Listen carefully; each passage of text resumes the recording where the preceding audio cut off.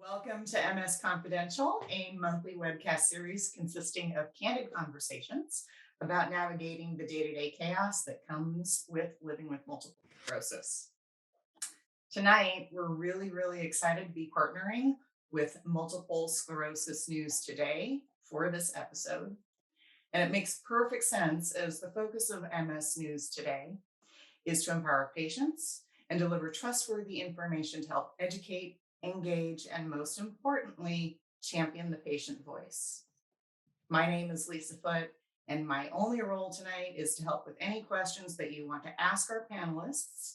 So at any time, you can feel free to put your questions in the chat box. And when it comes time to our question and answer session, we'll be answering them as much as we can. So, and speaking of the question and answer segment, we're doing things a little differently tonight. Jen Powell is joining us this evening, and she has been living with secondary progressive MS for 11 years. And so she's going to be joining us for the Q&A portion of the program. Jen is the Director of Community Engagement at MS News Today. And as a podcast host and patient columnist, she elevates topics relevant to those in the greater MS community. So Jen, I just want to say thank you so much for joining us.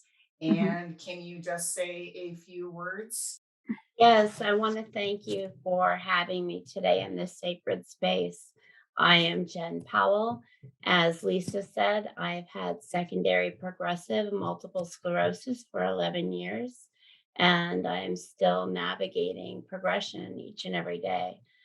I volunteer with animal rescue and love spending time with my golden retriever.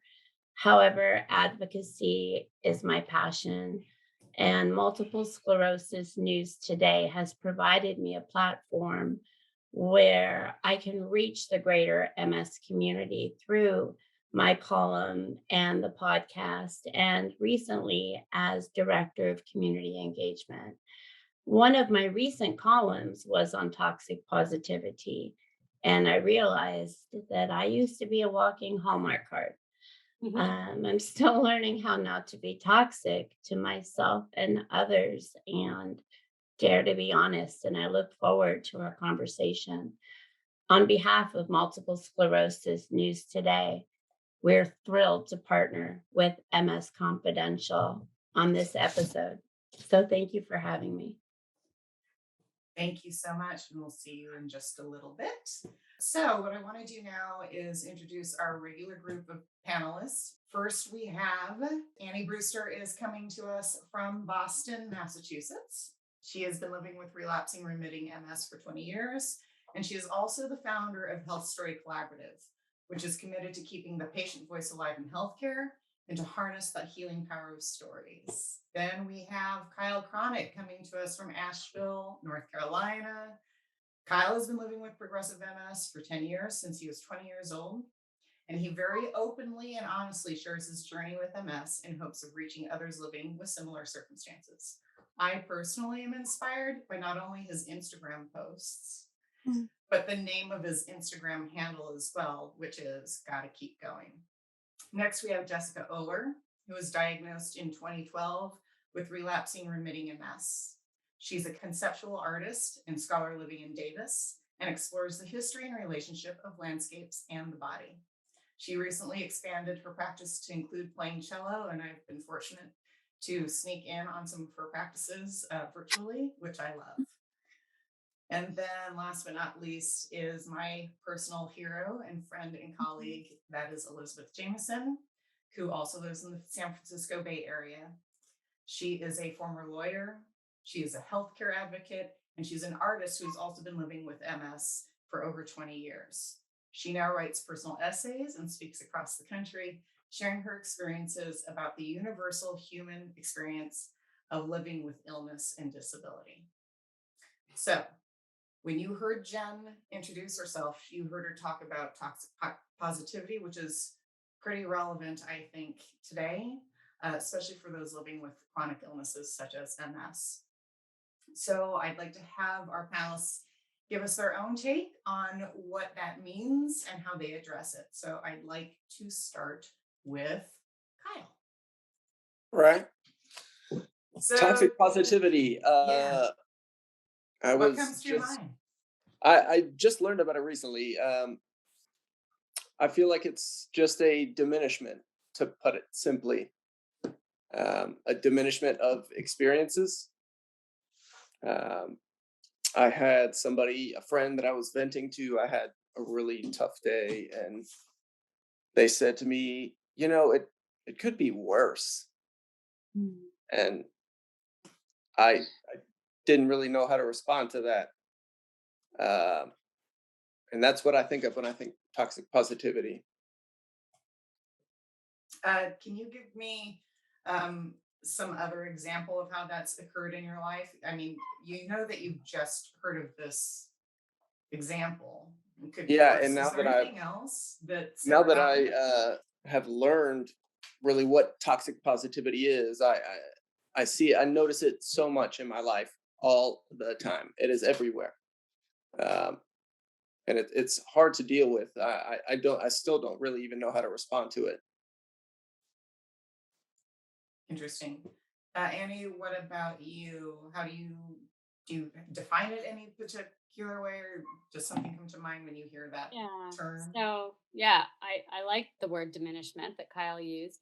I think for me, I think of it as I am a positive person, I would say. I like being positive. I think I maybe lean too much that way of like problem solve, be positive. So I have to be careful that I'm not being toxically positive. But I think when I think of it, I think of someone who like relentlessly focuses only on the positive and not the other emotional states that I might be in a like one dimensional sort of way so that Hmm. I feel like yeah, like the whole I'm not fully contextualized as a human, like there's only this one side. Um and the way I see that, and like I was thinking a lot about this because for me I have I'm lucky in that I have minimal disability that's visible, right? And so my MS is sometimes invisible. And so that's a whole nother issue that's complicated. But, I was thinking, how does this impact me? And I think, the example that came to mind is when people find out I have MS and they're like, oh my gosh, like you seem so great and so high functioning. I never would have thought it. And I think I shared in one earlier episode, like even my husband has said that, which is like, oh, I forget sometimes because you seem so great, which is diminishing and annoying and makes me feel like there's not room for the other parts of me. Um, and so, and thinking about like what can I do about it to address it, I think I take some responsibility. Like it starts with me that I have to be fully honest with people and I look to you, Elizabeth, as someone who is really honest that way. And I love that. And that's a great example for me to share those not so rosy moments and to just be real with it. And I think I'm a pretty straight shooter, real person. And I think the older I've gotten, the more I'm like, I just don't have time for people that can't handle that honesty. And so I think it's on us a little to just like choose who we want to be around. And it does sort of weed some people out, but It oh does. wow, yeah. Great. Okay, Jessica, your turn. How do you define toxic positivity in your life, or what comes to your mind? Um, so similar to Amy, I would also say that I am a very positive person. And so when this topic was presented, I had some initial pushback, but of course the reality is toxic positivity is a whole other way of way of behavior. So, but anyway, sorry, that was kind of random, but I suppose it's all relevant. So,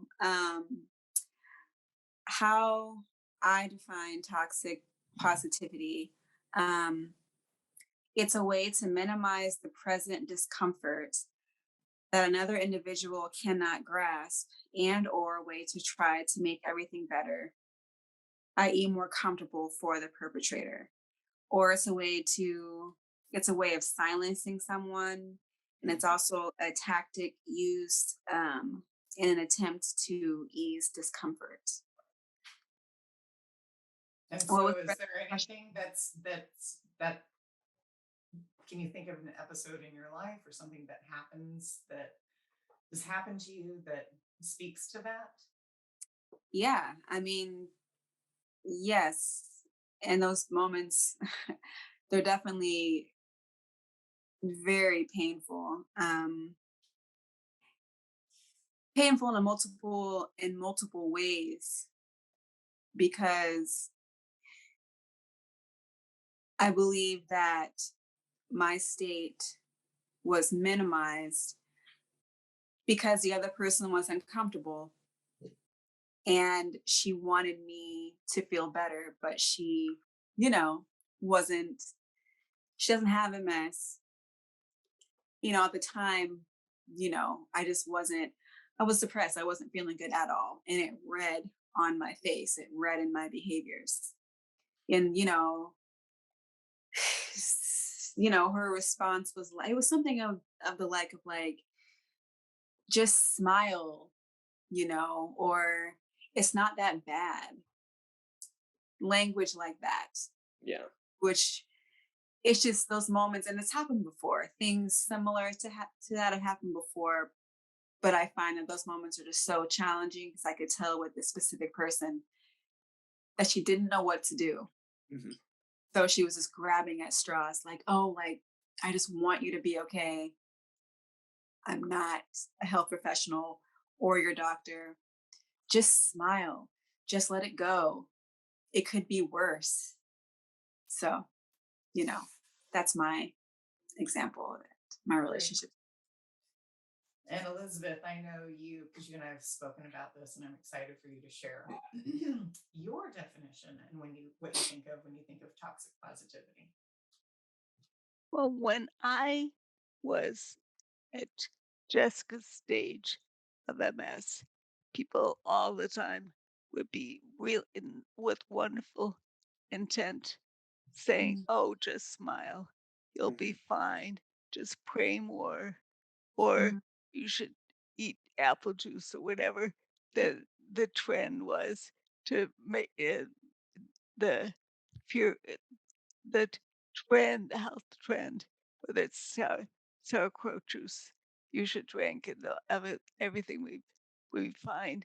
Now that I'm a quadriplegic, I'm so grossly disabled, not grossly, but mm, I am, you can't help but stare at me because I am disabled.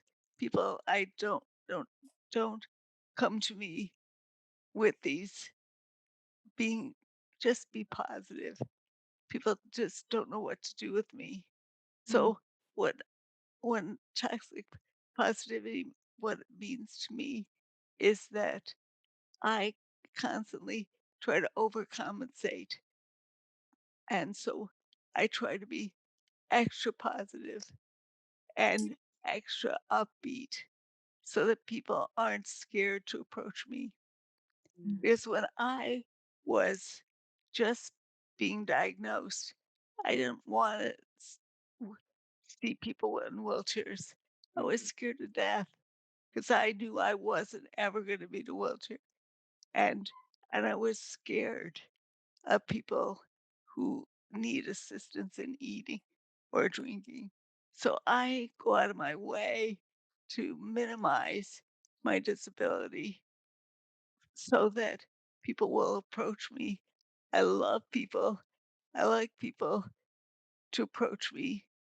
Instead, because my voice and my physical status, people sometimes feel I'm mentally challenged, mm, and lots of times I'm scary to them, and they back away, and it happens to me all the time because my voice is weak, and I look either I have Alzheimer's or I don't know what people think, but um, just the other day I went to Walgreens to get my booster shot, and I took off the blanket I always have, was freezing cold, mm, and I'm always cold. My body temperature is wacky, so I'm always freezing.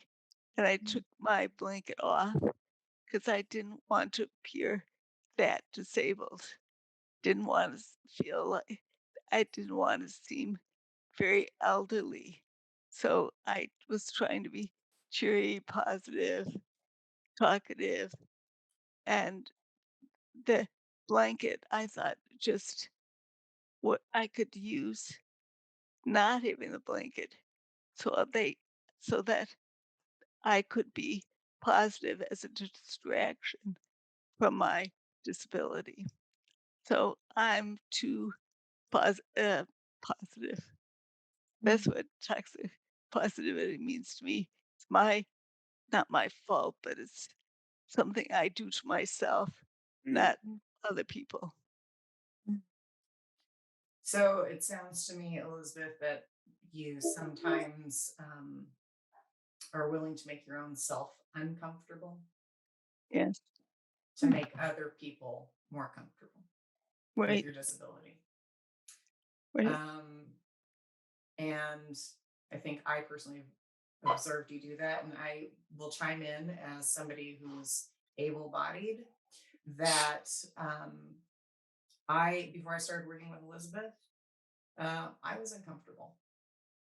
Um, not for me personally, but because I didn't want to diminish this person that I was getting to know so well. But I also didn't want to ignore if she needed something.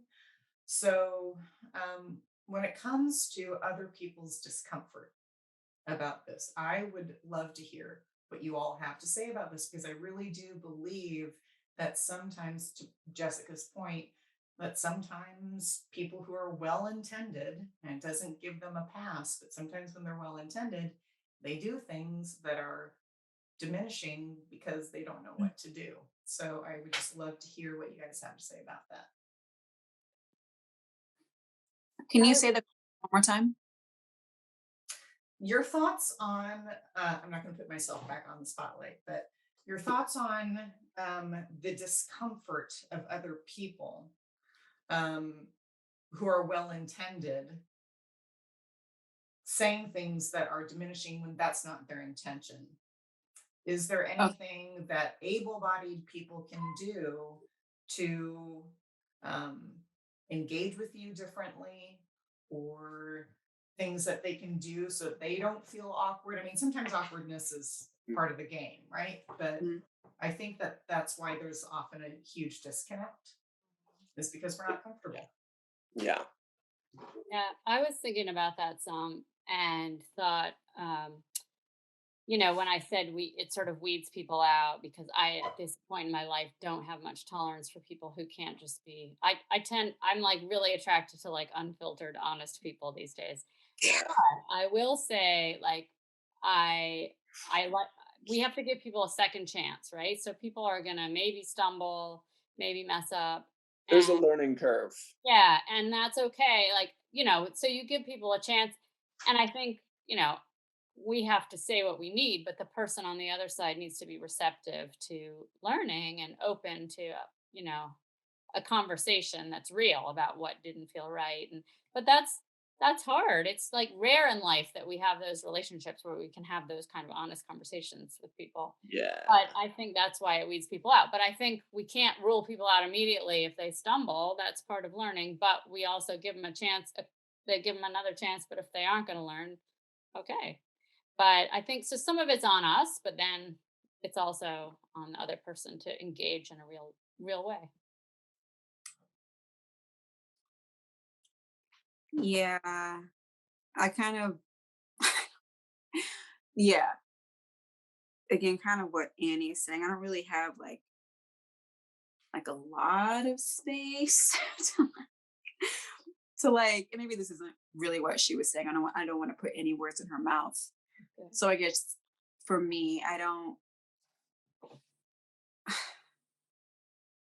it's just a lot of things at once. But I do know for sure, like I can't to carry the weight of someone else's feelings around MS and all of those things, and how they're going to feel and what they're thinking and all of that. Just thinking about it makes you want to take a nap. Like, it's just, that is a lot. That's a lot to carry, right? Like, and I'm thinking about adults, people, and we're going to assume that folks are emotionally able, like technically on their own to do stuff. I just can't. I know. I feel like I can't even like answer the question, and I'm doing like the nervous hand things. It's just overwhelming. It's overwhelming. So I'm gonna let someone else say their beautiful thoughts Um, because. I'll say what you were saying, Andy. It is hard to have these conversations with people that are. Uh, I'm sure everybody is well intended. I'm sure Not everybody everyone. means well.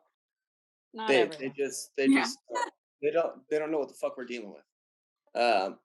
And I'm very fortunate.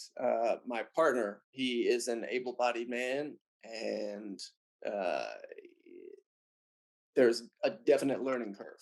But we have those very uncomfortable conversations, and we figure out how to deal with it.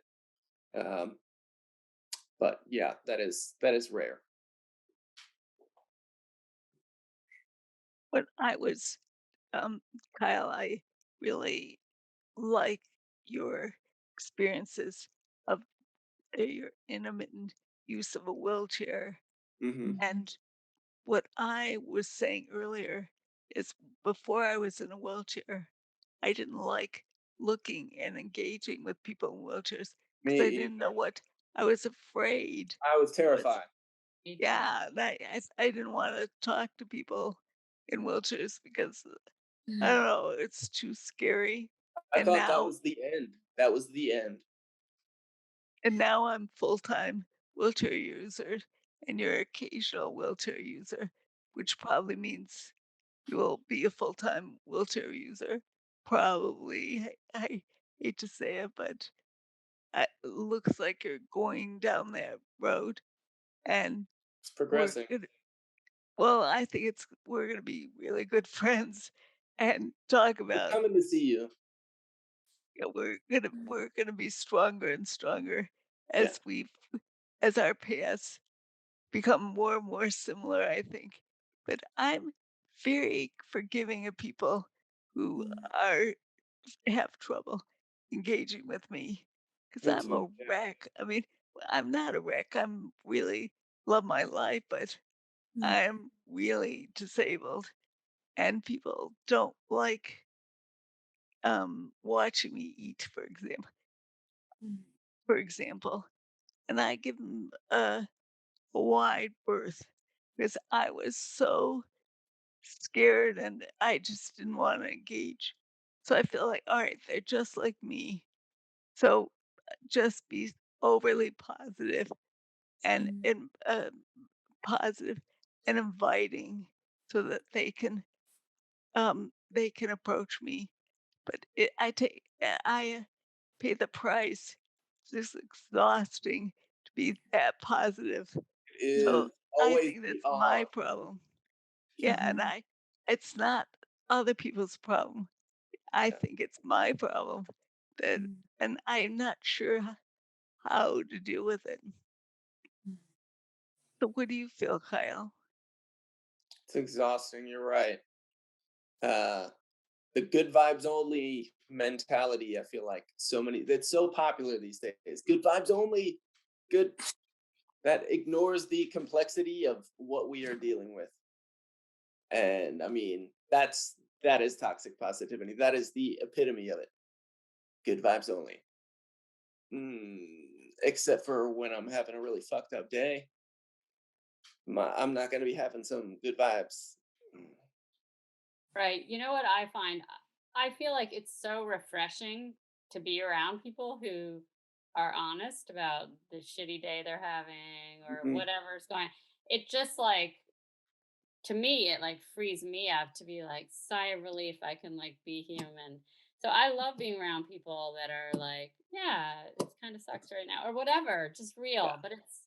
but it's really hard to get there. But I think all as individuals need to remember that, like, it does maybe let other people off the hook and make them feel more relaxed if we're like, yeah, I'm having a crap day and I don't know, real and vulnerable. Mm. I think it can take down the barrier and make others feel more at ease. Maybe not everybody. Not that that's our job, but I'm observing that when I am with somebody who's honest like that, I feel that I can be more fully myself. I like that. Yeah. But my problem is when I'm going to the pharmacy or the doctor's office, there these short interactions with people, and I have to be positive Yeah. and vocal. Otherwise, they talk to my caregiver and not Right. me. So Yeah. Yeah. order in order for me to get their attention, I Yeah. have to be really positive and loud, and it's really exhausting because I have a soft voice. But if I don't do that, they think, oh, I have Alzheimer's, and I Mm. feel like I'm competent. Yeah. Look at me, talk to me. Yeah. Well, we already have people asking questions. So I think I want to invite Jen into the conversation. Um, and I will say that somebody has made a comment. I'm going to add myself for just a moment. Somebody who has had cancer 3 times and can totally relate to the topic. So they don't have, not living with MS, but they've had cancer. Um, and she says, we make people so uncomfortable just by the virtue of our diagnoses. So often they don't know what to do or say. So we've already said this, and throw trite, just smile type sayings at us. And we end up feeling dismissed or denied or minimized, like Jess was saying, and pressured to be okay. So I think that's interesting. Pressure to be okay. And so I'm curious if any of you also feel pressure to be okay. I know, Elizabeth, All you the kind of time. already alluded to this, but I All feel the that time. all the time. Yes. A great deal. All the time. Like when I was listening to Elizabeth, and she was talking about how she feels like she has to be vivacious and smiley and happy all the time for the sake of A, B, and C. Um, I completely related to that. I remember in graduate school, I was just like smiley and like just all of these things that would seem like, oh wow, she's happy and yada yada yada. But it was like this exhausting performance to like erase all of like the deep discomforts that I was just recently stepping out of, and MS stuff and past stuff with depression and things like that. So it's like this like constant pressure that kind of shifts and changes, because I don't feel that pressure now, but I do definitely feel pressure uh, to be okay and show that I'm always okay. And this MS stuff, like, just like the doctor said, like, I'm doing all right. So I'm going to do that. So it's like pressure all the time. So Yeah. Do any of you ever feel that there's certain people you feel that they need to hear you're fine other than others, parents or people in your lives where Oh yeah. there are Oh, those yeah. people that almost that's what they need to hear, so you play the game if you so entertain that? Because yeah, 100%. For sure. I I was thinking can. when you were talking, Jessica, just like I feel that so much, like as a mom, like when I was diagnosed, I had really young kids. And I feel still, I mean, they're teenagers now, my youngest, but this pressure really like to be okay. I have to be okay. Like everything will fall apart if I'm not okay in my household. Maybe I have a hyper responsibility complex, but or like I don't want to burden my kids with that. Mhm. Or I love my mom. She's super supportive, but if I tell her about an appointment and she gets really worried, worried, and then I'm like, it's okay. And I'm like, feel like like have to worry about other people being worried about Yeah, me and calm them down. absolutely. I'm okay. Yeah, I'm good. Absolutely. It's hard. I don't know, but it's hard. But definitely my parents, to answer your question, Jen. I don't know if they're watching or not. I think they're both probably not, but it's just definitely, I'm not going to tell them how much pressure I feel with, this next chapter in my life and how great it's going to be. Cross your fingers, but like how I just feel like God, that's so much more responsibility, you know, and I have to like carry all that, and I can't tell them how part of me is like, shit, I'm scared, like, and I'm worried. What if? What if? What if? So, That's a I'm huge trying. burden. That's a huge burden to It, carry. it is, and I'm trying to navigate it as best I can. Trying my hardest. So, yeah. I Somebody feel from somebody from New Zealand just Mhm. asked, commented, and asked a question that don't you think that this is just human nature? I don't cry in front of people about anything.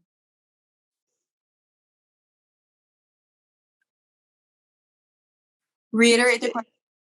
So this person said, I think it's Mhm. Adele, and Adele, if that's not how you pronounce your name, I'm sorry. Mhm. Um, Let me preface it that she appreciates this conversation because it makes her feel less alone, and she's never heard the term Mhm. toxic positivity before. Mm. But I think the idea of just being okay, like acting like everything's just okay, the pressure to feel okay. Do you think it's just human nature to do that? And she said she doesn't cry in front of people about anything. So Hmm. I don't know if human. I mean, maybe, but I think there is certainly like a huge pressure in our culture to be that way, to be okay, and Hmm. that just in the way we greet each other. How are you? Fine, fine. It's Yeah. how rare is it when someone's like, actually, I'm not fine. I mean, never, it never Terrible. happens. I'm gonna start that. Yeah, I mean, I love it when Real people are shitty. like, not great." But yeah, I do think it's just sort of expected that everyone's going to be okay. But I do think there's a window that can open when we do. It has to be the right person. I'm not going to cry in front of everybody, but it's someone Right. I feel safe with, and I think it does deepen that relationship if you find those doorways you can open. Yeah. it's hard though. Even Hard, with my good friends, I yeah. feel like I'm still trying to be positive and so that I'm interesting and that they don't have to be always on a lookout for my disease. So I come across saying, "Oh, I want to talk about the Supreme Court. I want to talk about the presidential Yeah. election and what's happening with President Biden." So Mm. I try to deflect the conversation away from me. Don't like to be the center of attention in some ways. So I think it's my problem away in a way. Mm. But Right. with my kids, I want to be positive. I don't want my kids to worry about me at all. Mm. So Annie, I agree the same thing. I don't want to worry my boys. Mhm. Yeah. so Kyle, you spoke about your partner being so wonderful. Yeah, Um, I've been very lucky. I feel like me having to be super positive for everybody in public, all my friends, everybody else. I feel like he gets my negativity. Yeah, I feel like that's where it comes out. Uh, it, absolutely. it, did and it, I apologize. I'm sorry, Jonathan. Aw. Did you have to Jonathan, educate him at all? Like I was saying, it's a learning curve. I can't just expect him to know everything that works and doesn't work with my lifestyle, and he's helping me big time every day. He himself is making some big lifestyle changes too, and we're doing that together. Mhm. And so I'm very fortunate. so So you, is he, Kyle. What's that? So is he. Yes. mm, Yeah. Hear that? Kyle, are you saying you dump your anxieties and your worries on your lover? Yep. It just That's comes out, my anger, like I don't know what to do with it. And it comes out with the person that I'm with the most. you're Uh, safest with. yeah. I'm that way with my husband. Me I'm too. wonderful until I come home and say, oh, then I start not being someone Hmm. sort of bitchy and human and Yeah. angry and Yeah. all the traits I don't really like. Yeah. Yeah. I don't want to be a dick, but I am. Yeah, I don't want to be a bitch either, but sometimes I just have to be real with somebody. Yep. Yeah, I should call you Annie and definitely. Jessica and Kyle and just bitch with them, with you. Yeah. Absolutely. Absolutely. Anytime. So Jen, I'm interested to hear from you and share with the group, like what event shifted you from being, that lovely ray of sunshine. It was a friend who I saw mirroring that, and she ultimately, in seeing her not tolerate my illness or anything about my progression, she could not tolerate anything about that. And we are no longer, it broke our friendship. It was like I was not okay any longer. And suddenly I felt like I had been faking it for somebody. Why? Why? I had to get real with myself before I could really understand how I inflicted that on other people. And that was huge, a huge wake up to have a friend who I thought was a dear friend leave my life over my illness and my inabilities to do things. And I saw that if she couldn't hold oxygen when it got really difficult to, I don't want to be around or or make others feel like that. Let And me ask you, yes, I'm sorry I no, interrupted please, you. I'm done. Go Um, ahead. were you thinking you had to take care of her instead of she taking care of you? You was spending all this time assuring her everything's gonna be fine. You got it. I felt nervous not to take care of the fear she held. So I hid so much about me. Right. And yeah, I couldn't do it anymore. And we shouldn't have to. And I'm a positive person, Mhm. but I am learning that reality for me is okay. Mm. And and that's okay too. I don't want, I guess, and mom, I'm sorry if you're watching, but with a mom that hasn't, I love her so much, and she is positive to a fault, but I need somewhere where I can find that reality too, and I did. So thank you for the question. We do have a question. that says, how do you stay positive? So that people don't think that you're depressed. So you spoke earlier about being positive because you felt the pressure to be okay. But like, if you aren't, and we all have bad days, this person said, you know, I don't know how to stay positive because sometimes people think I'm being depressed or I am depressed. So have you all had any experience with that at all? Oh yeah, all the time. Uh, I smoke a little weed. That helps. For you. I love this honesty. That Kyle, I love you for that. I don't know if this is related. I guess where my mind went with that question was yes, I definitely feel like I have to be positive so people don't think I mean, that's true for sure.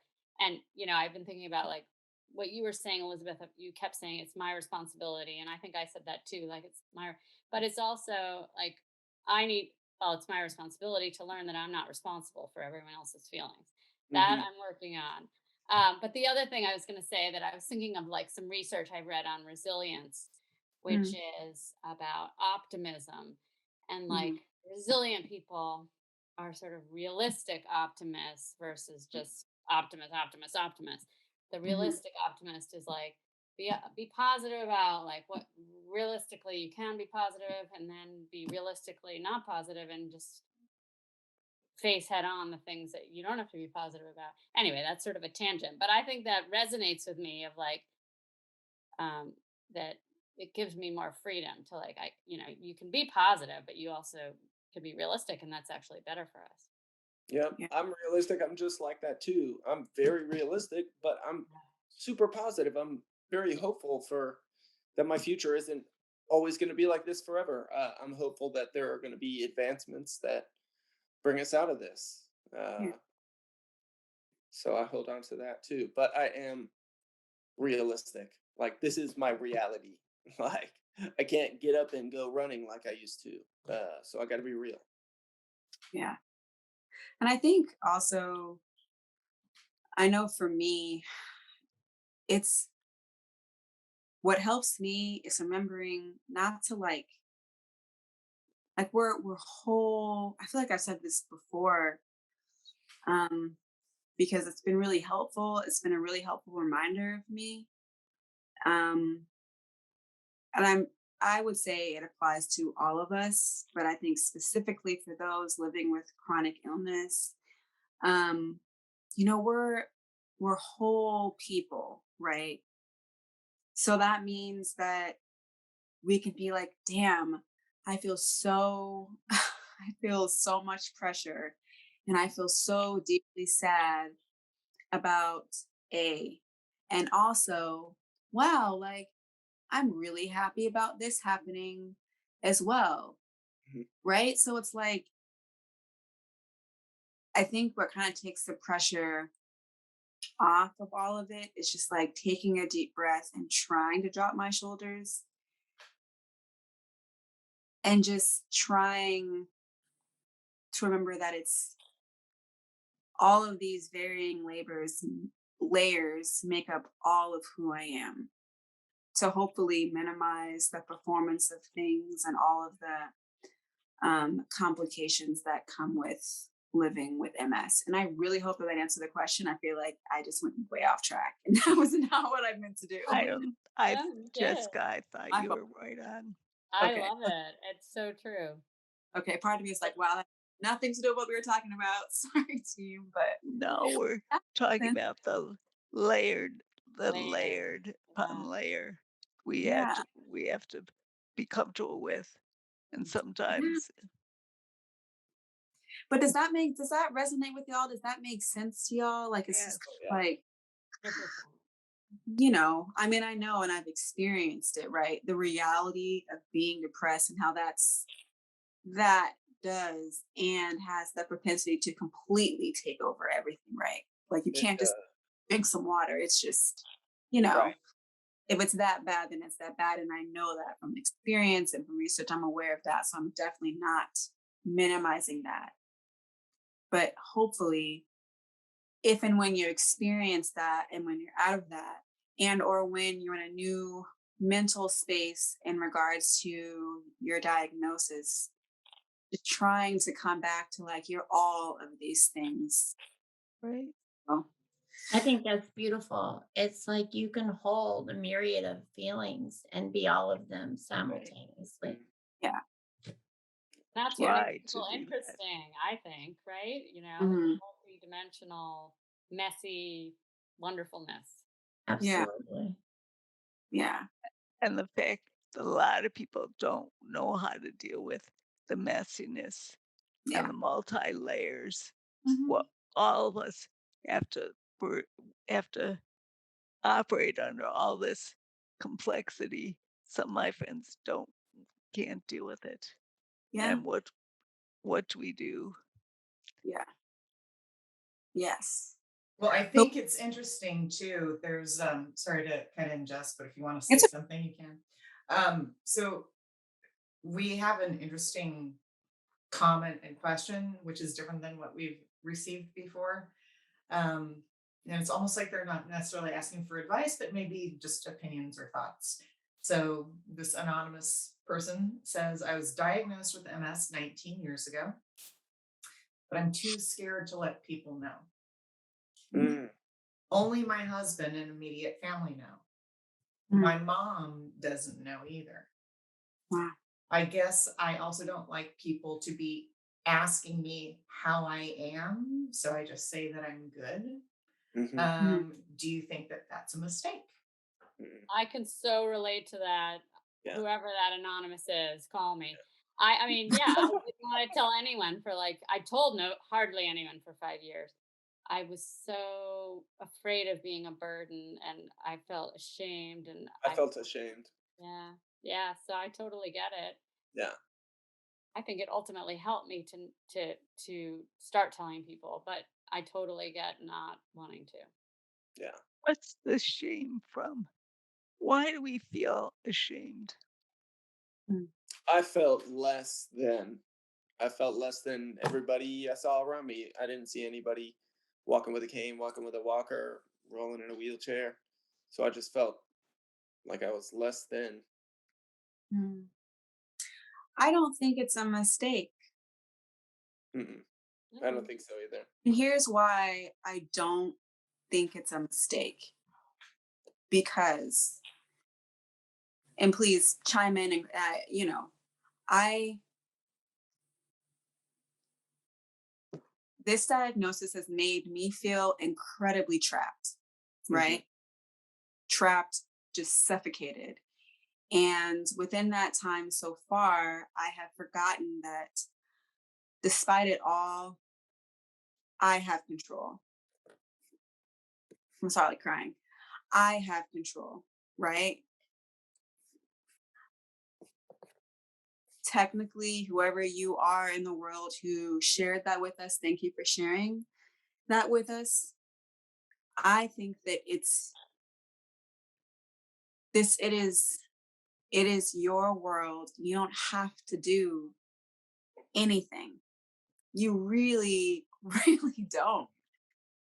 I mean, I I wouldn't say I'm an MS advocate per se, even though I've done a lot of work on purpose. I mean, I'm here happily, right? But sometimes I'm like, I don't really, do I really want people to know that I have MS? Am I embarrassed? I didn't say that. I'm just saying, is that something that I even want to talk about or get into? You know, maybe that's kind of random and wasn't really necessary to share, but it's just, you're not, you're not wrong. It is your beautiful choice. And I hope that all of your choices continue to, you know, make you even better and more wonderful and more resolute as a person, you know? And if, that's, so that's my thought on Jessica, I love your comments. that. Oh, thank you. And I love yours too. I just hope it was helpful to whoever. I just, Yeah. So Someone And also wrote in saying, and this was just a comment, so maybe all will appreciate this, talking about the comment of shame. Mm. mm, That when my sister wheeled me in a wheelchair to my first neurologist appointment, I felt shame. I Mhm. seriously wished I had a leg in a cast to prove it was okay to be seen doing that. mm.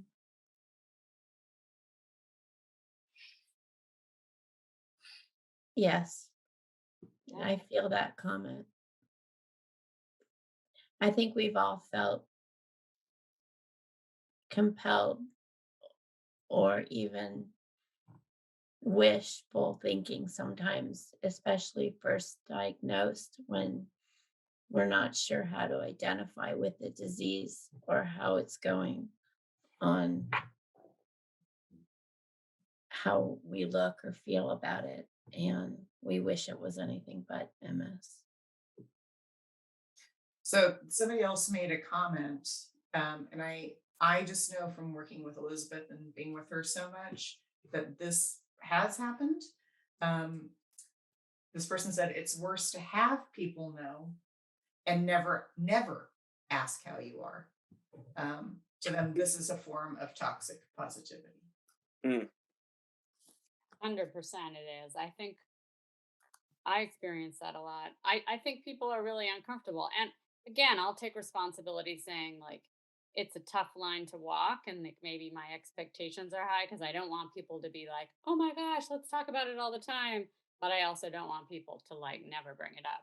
So maybe that's a high expectation, but you sort of want it to be natural and just like, yeah, it's just part of me and like bring it up sometimes. But people that are very uncomfortable with it a lot, I think. I oftentimes feel like I'm 9 months pregnant and no one's asked me how's the baby, how's the pregnancy. And that's when people know I have MS and they never ever ask how I'm doing. And I don't want to be the center of the dinner table conversation. I don't want to talk about it for much more than 2 seconds, but some acknowledgement that I'm working hard Yeah. under this burden of MS, and then I can go back on. But you know, and, and in addition to this, I'm really proud of having MS. I don't Mm. know because I'm old, maybe, but I really am proud that I'm struggling with this disease, and we're all gonna be suffering from some disease as we get older. So I'm I'm happy to have this disease. Period. And then I want to move on. Then I it's boring to have big conversation about MS, maybe except for my intimate friends. That pregnancy analogy was spot on, really spot on. I compare having MS to being pregnant all the time. I've been pregnant for 10 years because I'm Wow. constantly having to go to the bathroom and oh my gosh, all Mm. the aches and pains. It feels like there's a baby kicking me inside. Oh, I love it. And Elizabeth, I'm proud too, because what we put up with and what we do and still put a smile on our faces is amazing. We are amazing. So I'm proud of that. I'll be Oh, devil's advocate and say that I hate MS still. I hit it too. I am just proud of my resilience and Oh, what it has turned me yes. into, I guess. Yes. Yeah. I think I hate it, and I really like it, Yeah. and Mm. all the emotions in the They're the world. complexities. The Yeah. complex. Hmm. So we are nearing the hour mark. And so I just want to say that the person who was speaking about having cancer Mhm. and that you all make people uncomfortable by virtue of your diagnosis. And I agree, you don't owe anybody anything. But I'm curious that if holding space for that discomfort, um, for me to be uncomfortable, for other able bodied people to be uncomfortable, is that something that is doable or that you want to have happen? Do you want us to hold space for you? I would just like to hear just a general idea of, because I really would like, your conversations are so great. Um, but I think some of us really want to learn. And you don't owe us anything, but and to Annie's point, there are people who um, don't care enough, right? They're not interested. But some of us, like family members and caregivers and people, when I work with Elizabeth, I want to do right by her. I want to do the best that I can. And I'm willing to get uncomfortable for that. But is there anything that you can say about holding space for anybody to do that? I welcome that. I would want to engage in those conversations and would make the Yep. space. I want to. I invite that. I'd say anybody that's willing to listen, just listen and hear the complaints, the bitching, the process, and try to make sense of it. I think Yeah. so often we're not looking for answers and we're just looking to vent and talk, Just hear me. right? Yeah. Yeah, I definitely agree with my fellow panelists. And I'll also say that I think this specific question, it just makes me feel really vulnerable, you know, Mm. because it's really intimate, right? That's just really intimate for someone else to hold space for me directly on purpose in that way. So I just wanted to share that. Just, all I feel is just like, I just feel like naked. It makes me feel really so. Unfortunately, or fortunately, I don't know. I think we should be picky about who we hold space for and Yeah. For sure. whose space we go into. We should. Yeah. I have a pretty high bar for that, but I do invite that if someone's really in that space with me. Is all. But it seems to me most people don't No, aren't willing to talk about these issues. no, you're right. Yeah. How can we hold space for you all?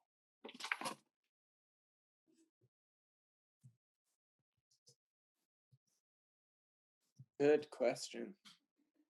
Uh, show up with an open heart and genuinely. Well, that may sound kind of cliche, but that's my honest answer. Most show up with an open heart and genuinely and see where it goes from there. Show up with an open heart and a cup of coffee. Yeah. And a candy bar And some or Candy. peanut butter. Yes. I'd say like for me, like I like it when it's just kind of normalized a bit. Like Yeah. I don't want to feel pressure to be like have a heavy conversation about it all the time. Yeah. But it's like, yeah, I see you. I got it. Just checking in. Okay, good. Someone who can like read me. Do I want to go there? Do I not? But it's just they're making room for following my lead. Attuned. I like Mhm. attuned people. Mm-hmm. Yeah. Like Absolutely. Elizabeth said, don't forget, just check in. It's ask how we are Mm-hmm. and maybe make space to hear the answer. It might surprise you. How's that baby doing? That's what I want so much for people to say. Oh, how's the baby doing? There you go. I'm surprised the baby hasn't kicked me to go to the bathroom yet. It's Right. usually all the time. That is a great analogy. That's like, that's really, really spot on. I have no, but I'm just like, that's what it is. Yep. Time. But I like that you're 9 months pregnant. It's not like the 4 months. Like, should I Right. ask? Should I not? I don't know. It's It's like so obvious. obvious. Yeah. Well, it's like when the elephant's in the room and no one's acknowledging there's an Right. elephant in the room. Exactly. That's exactly. Yeah. I'm a quadriplegic. I'm so obvious. I'm grossly disabled, and no one says anything about it. Well, I want to thank you all for being really honest and holding space for this conversation to actually happen. And Jen, thank you so much for being willing to join us. Thank you, Jen. Thank you, MS News Thank you. Today, for sending out the message about this program that we will be doing again, another episode in November. So Yeah. thank you Thank you to for having Kimberly me. Warner too at Unfixed Media. We couldn't do this without you. Yeah. Thanks, Kimberly. Yeah. Thanks, Kim. Thank you, Kimberly. You're welcome. I love this so much. I just want it to be about 5 hours long. Can we do that? No, sorry. I know you get to go to bed. So do I. Yes. Okay, everybody. Time to Bye. sign off. Thanks, Night. everybody. Thank you to all the Thanks. attendees who joined us. Thank you so much. All Thank right. you. Goodbye and thank you, everybody. Wonderful Bye. conversation.